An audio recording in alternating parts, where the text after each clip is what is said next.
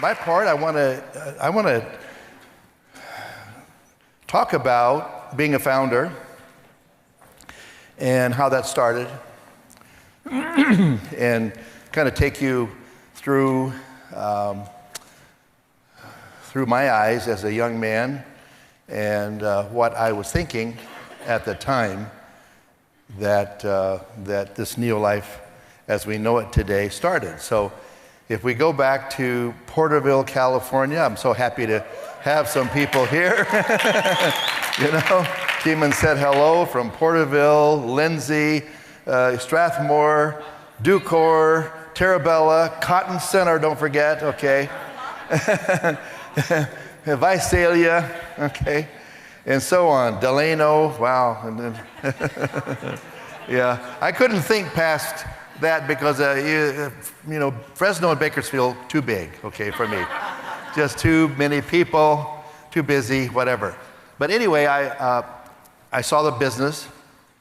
You all maybe know the story, you can hear it from others, but my brother Bob and I attended a presentation in Tulare, and it was at I think it was the center there. There's right near Mooney Boulevard and the road that goes to Strathmore, and there's a center there that you can get a free room to have a meeting in, so at the time. And so we attended a meeting, and I was 19 years old, and decided to join, and then Bob also, I signed Bob up. I was a little faster, but I'll join, and Bob, I'll sponsor you. Okay, I wish Bob was here so he could hear me, but anyway, then I borrowed the money, $50 from Bob. Yeah. Which was not,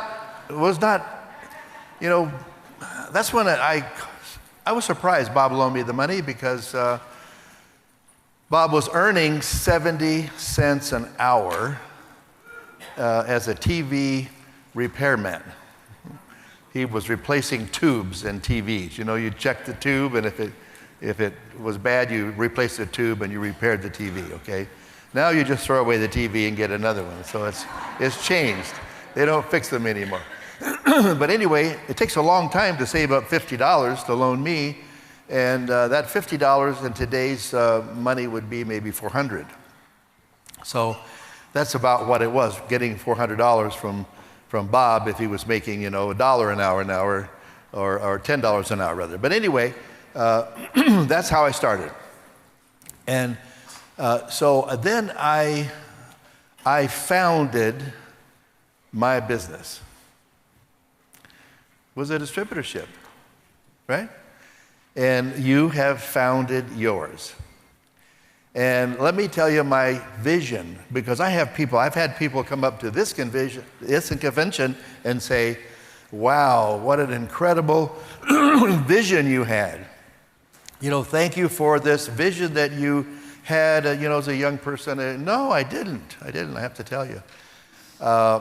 My vision, we'll call it, was when I saw the marketing plan, and there's a really powerful element of duplication in direct selling, in our network marketing, that you don't ever forget, and that is this duplication of I can sponsor someone, which I did, and they know somebody that I don't know, and they sponsor that person. I can help them, but then that opens another door for me, and then there's a certain power in that. If you put incentives behind that, then you have a chance for a real powerful explosion of growth.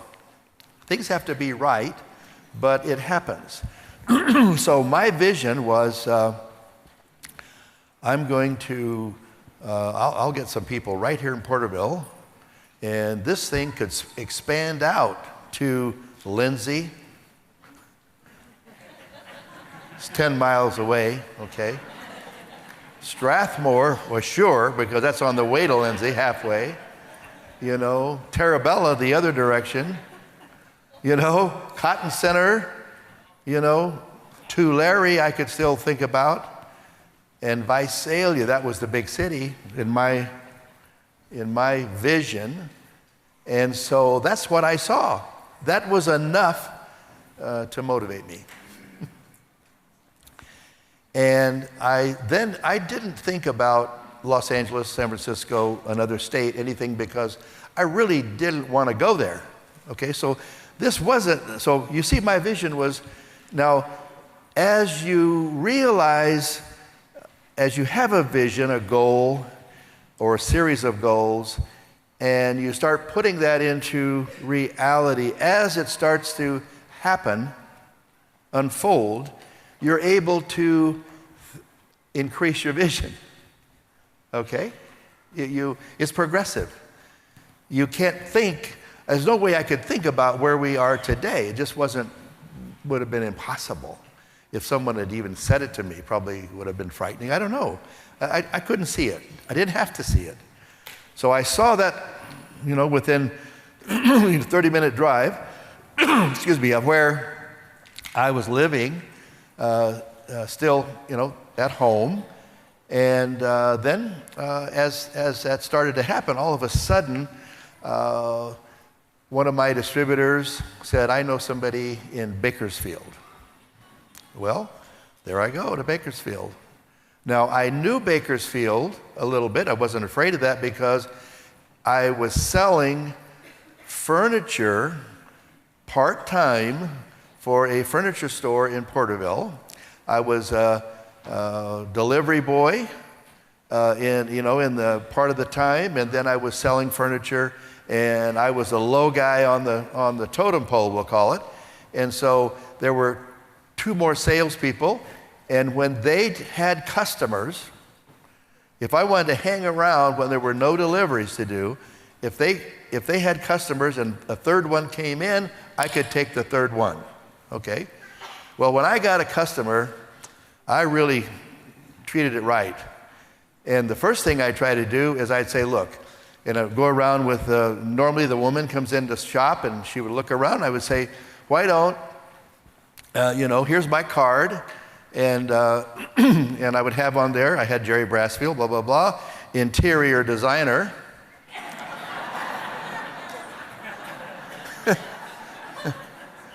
Self-appointed, okay?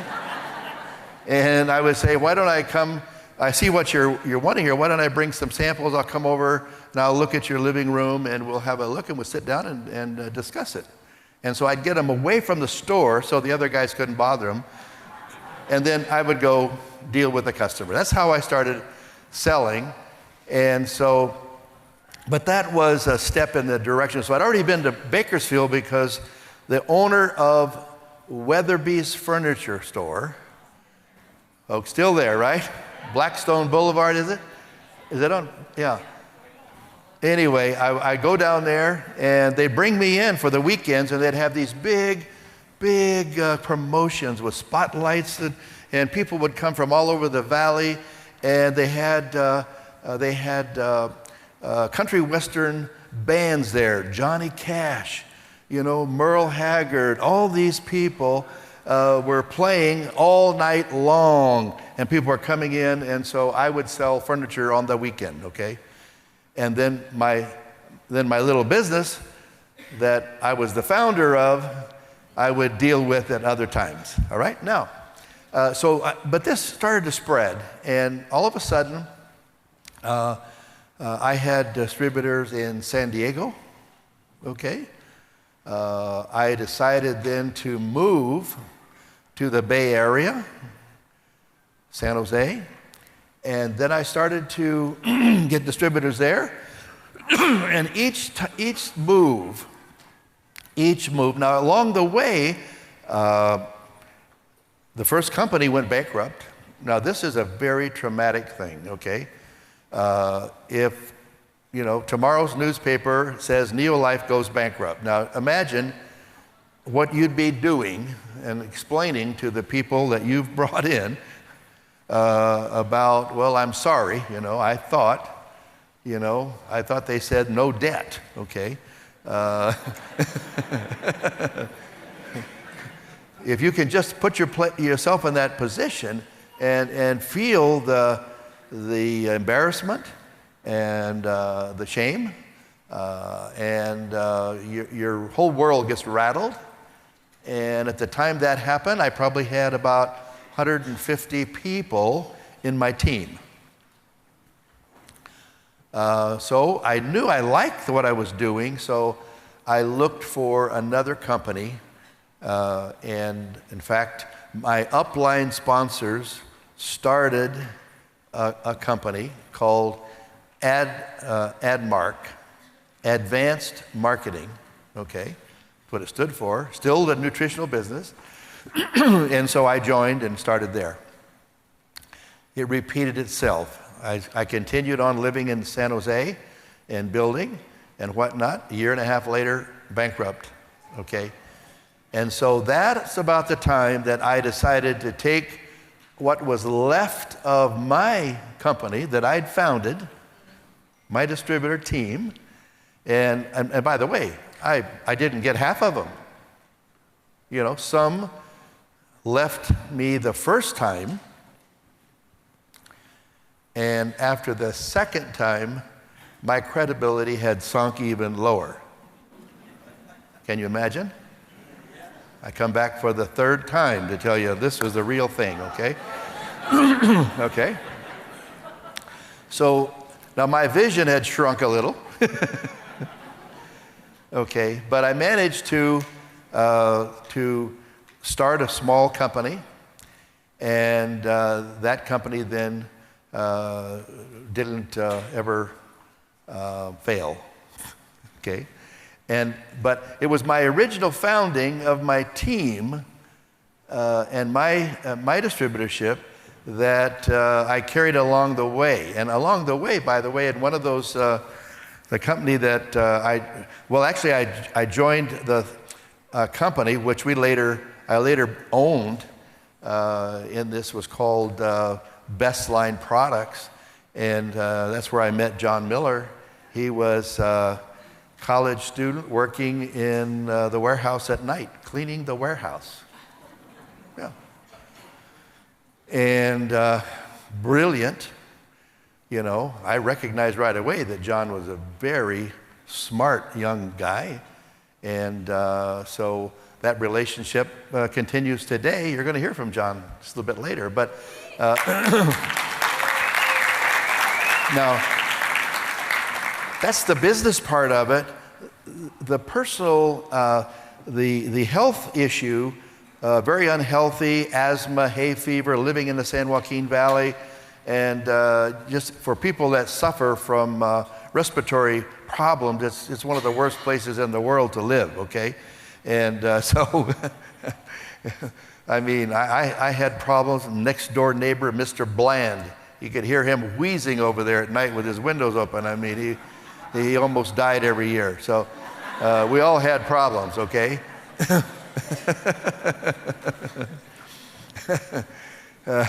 So anyway, that's the health issue. My mother got me onto supplements. So when I was introduced to, at 19 years old, I had some health benefits. And so it was easy for me to say, yeah, I believe in these things because I had improved.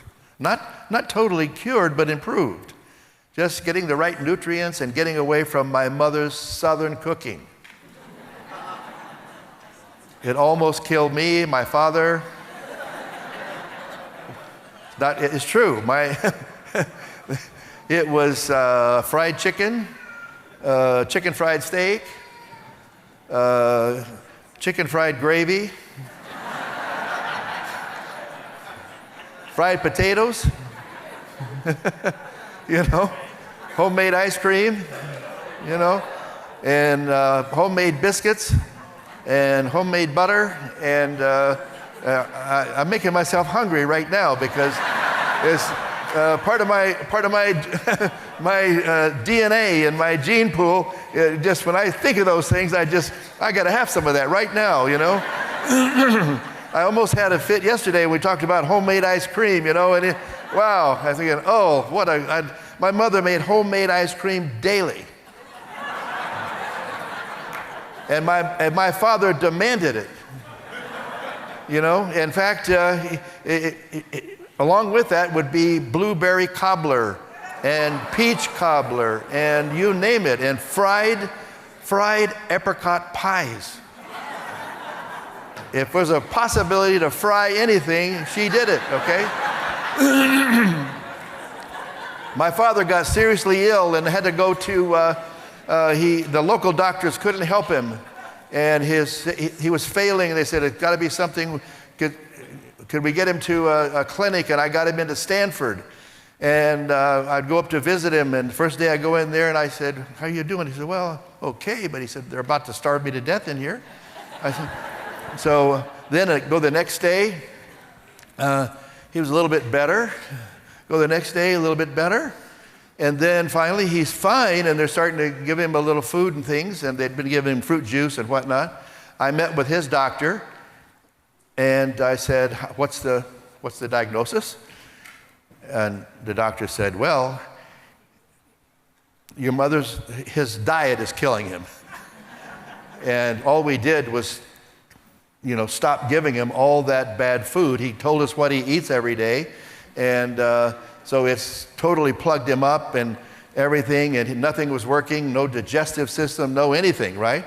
And so all they did was stop putting my mother's food in him. And that cured him, okay? So, uh-oh. I see some people doing like this, to the... Okay, let's go a little bit further now. That's the startup, but the message there is you're a founder of your company, and you hear that, you're independent, you're a founder of your company. Start thinking of it that way, and then get help. And the help, look what happens when if I go out looking for a leader in the scientific advisory board capacity, I would have never picked John Miller, who's cleaning the warehouse. Okay? It's just not going to happen. And if I would have said, John, do you know anything you understand nutrition? No. So if I'd been looking for someone who understood nutrition, I wouldn't be John, right? But guess what? John became an expert. John is very educated today. John, I don't want to pick on you, but you're so easy to pick on. Kidding, John. Joke. So anyway, out of the people around me, okay, just the people, ordinary people, and this is my message yesterday was, don't look for the person that's already developed and the businessman, the go-getter and all that, is, look in your team and then create an atmosphere so that they can become what they want to become. Now, let me give you some examples. As my business grew, I had some very high-profile people who were developing, because they were all very young. When I was, 28 years old, 27, an older guy was 37, joined my team. His name was Jim Rohn. Yeah. Jim Rohn's messages today are still as relevant as they were at that time. He was so good as a speaker. We encouraged him to become a speaker, okay? At the same time in my team was a guy, Les Brown, that I hadn't met yet, okay? And then Jim Rohn recruited Tony Robbins, okay? Yeah, pretty good team, right? Well, good team for the short term, but not for the long term, because I created an environment that they could become whatever they could become, and they become motivational speakers, known worldwide, okay? In fact, Jim got so developed and good and everything that I started a company called Adventures in Achievement. Bob and I, my brother, and we had a set of tapes, Jim Rohn tapes. And those tapes we sold. You remember Louis in Africa? They were on our sales aid list, Jim Rohn tapes. And we have people still have those tapes today in Africa. Who has them? Shirley has those tapes. Shirley made this trip all the way with me, as she said, when she was a little girl, okay? You know, she was a gorgeous little girl, just let me say that, okay? Working in Chicago, you know. Anyway, she was right there. But anyway, this trip, when Jim Rohn wanted to leave, he wanted to go out and be a speaker, at that time, I was not smart enough to keep Jim involved. Okay, I fumbled the ball there. And so what I did, and Bob, we just said, you know, here, Jim, here's the company that we started. Here's Adventures in Achievement, your tapes, everything. We didn't charge him anything. We just gave it to him. Because we could see but we thought that he would be independent out there and that we could then call him in at any time and help us. That would have been great, right? Another one of my distributors had started a company. Okay, he was downline. It was me, it was Larry Huff, who had started his own little company. I had people get successful and start companies, okay? Now, I think only this one that I was going to tell you about, Mark Hughes, he started Herbalife. Okay, he was successful, and he turns right around. He'd met Jim Rohn, and he hired him and paid him. And so Jim Rohn went to work for him, okay? So I call that a mistake. That's the one that I really missed when Jim wasn't with us, okay? But we remained good friends all the years until his death. So now, anyway, that's another, you can see by this time, Jim Rohn, these people, even Zig Ziglar signed up in my team. He didn't do anything. He was an Amway distributor. He left Amway, he joined, but he didn't stay around. He was already on his way being a motivational speaker. So now, guess what? Because, here's the second lesson. These high-profile superstars leaving me, did not affect me except on the very short term. Because they left behind other people that I could work with. Okay? Don't ever think that you're going to keep everybody that you bring into your team. They're going to develop in other directions. Everybody's got this little brain up there that's making choices for them, and it can span in any direction at any time. Okay? It can go crazy. It can achieve sanity again. You know, it's in the world. It's in the United States of America, Mexico, Canada. It's in the Bay Area. It's in my family, okay? It works all the way down. You know, sometimes my family members will do things I don't understand, okay? You know, but, you know, we're still a family. And we get along, and they do things, come back around, and we keep going. So the Neolife family started growing. We invested most of our money always back into the business. Okay? Ever since Kendra took over, she's been investing all the money back in the business. Kendra, when are you going to stop this nonsense, okay?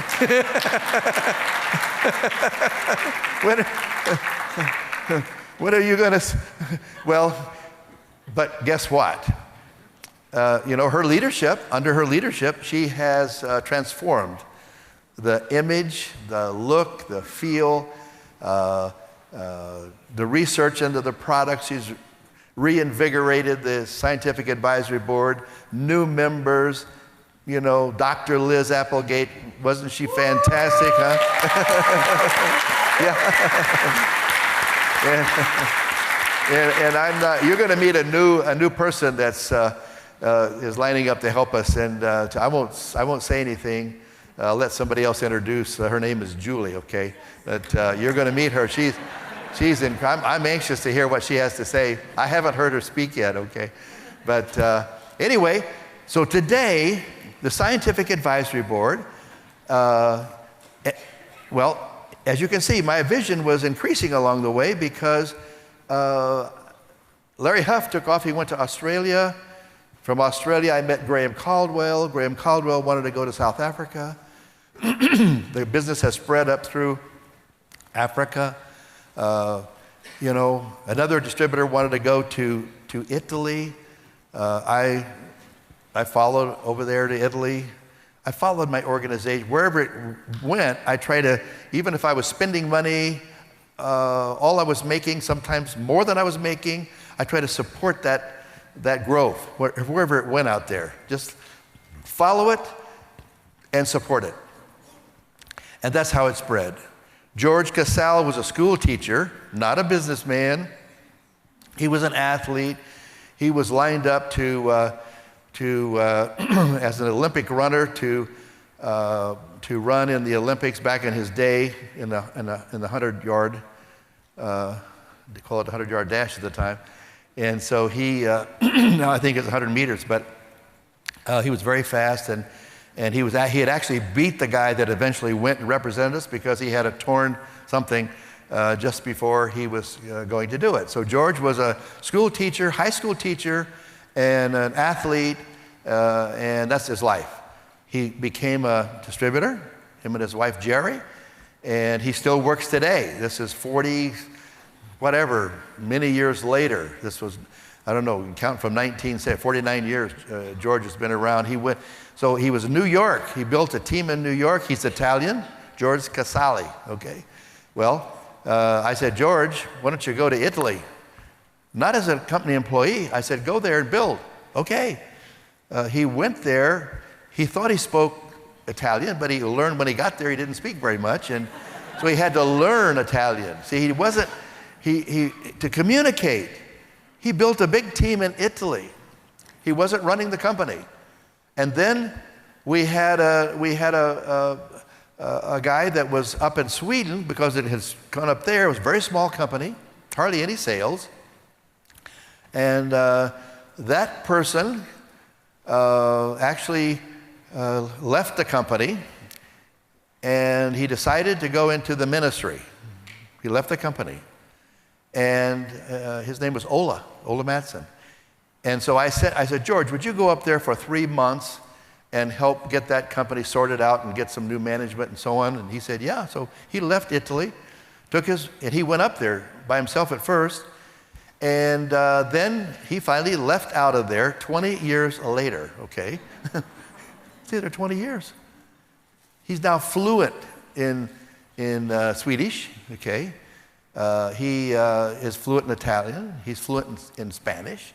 He's fluent in, of course, now, this is George, a school teacher that just kept expanding his own vision of his own. He's the founder. He then came, worked for the company, brought him back here because he's so knowledgeable. He served as the CEO for a while of the company, total company. And he then said, his doctor told him that the pressures of the CEO job was killing him.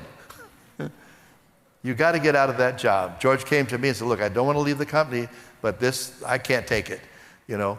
And so George was one of those guys that if you're sitting with him at a dinner table, his knee is bouncing up and down. He's high nervous energy.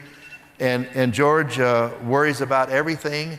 And when you're the CEO of the company, you got a lot of things to worry about. So, you know, it's very nice to have Kendra, you know, but Kendra is really tougher than George, okay? Really, believe me. She handles it. No fears.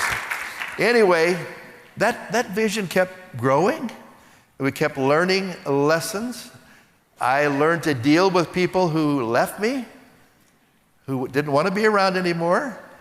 And I was always hoping that whoever they had gotten into the business, I would retain some of those and be able to work with them and grow them. And you know something? You can talk to any of these big diamond distributors, the president's team members, and they tell you the same thing, okay? It's part of the business. By the way, I have a Toyota store in San Jose, California. I invested in the auto business some 30-something years ago, and it's a big store. I actually have people that buy a Toyota and then leave and then go buy something else later. They actually don't stay loyal to Toyota every time they buy a car. Can you imagine? Okay. That's life. And that's the way it is. But you know what? Enough people stick around that we can have a convention right here in Scottsdale, Arizona, and we can have 500 plus people in the room, and we can have a great time. And guess what? This is happening all over the world. Now, you can also expand your business as the founder of your business to do the same thing. As big as you want to build it, but you got to go through those steps that George went through, you know, that Louis and Laverne have gone through, that the Gonzaleses have gone through, that, you know, everybody has gone through. You got to go through those things, and that I went through and I'm still going through. I'm going to be here as long as I have the health. God gives me the health, and my mind stays somewhat normal. I'll be here, okay? Because this is what I like to do. Have a good day. God bless. Okay.